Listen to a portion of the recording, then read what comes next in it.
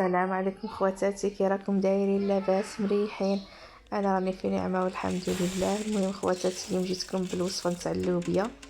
هنا كنت الصباح صبحت باش ندير الفطور، كنت باغا ندير اللوبيا وكنت نسيت باش نرطبها، وبغيت ندير معكم هكا الفيديو. الا كنتو كيما انا نسيتو اللوبيا باش ترطبوها ولا هو جات في خاطركم، نوريكم الطريقه خواتاتي كيفاش ديروا لها.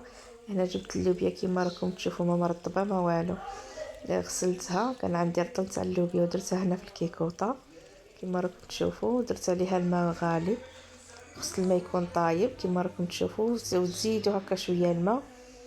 وبلعت عليها الكيكوطه ونقصت لها وخليتها واحد المده تاع ساعه الا ربع ولا، وبعد حليت عليها كيما راكم تشوفوا، صبتها طايبه زبده.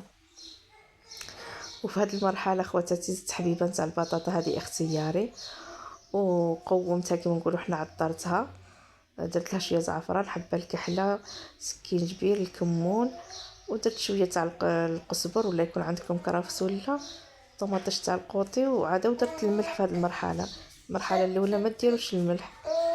عاود زدت بلعت عليها، صفرت غير تصفيره، وكانت اللوبيا تاعي واجده ما شاء الله كيما راكم تشوفوا. هنا نوريكم، ها هي شفتوا اللوبيا طايبه زبده وجات بنينه تبارك الله.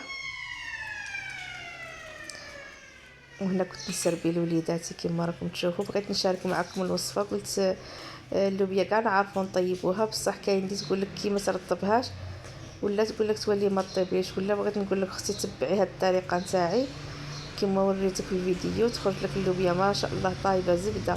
الا كنتي نسيتي ولا ما رطبتيهاش، هذه هي كيما راكم تشوفوا. شوفوا ما شاء الله جات. ومع السلامه خواتاتي.